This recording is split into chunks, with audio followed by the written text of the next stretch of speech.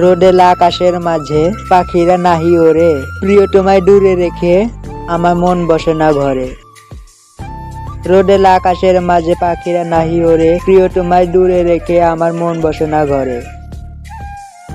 বায়ুর কারণে সাগরে লঘুচাপ হয় সৃষ্টি, তোমার গোলাপি ঠোঁটে লিপ কিস লাগে মিষ্টি। বায়ুর কারণে সাগরে হয় লঘুচাপ সৃষ্টি, তোমার গোলাপি ঠোঁটের লিপ কিস লাগে মিষ্টি।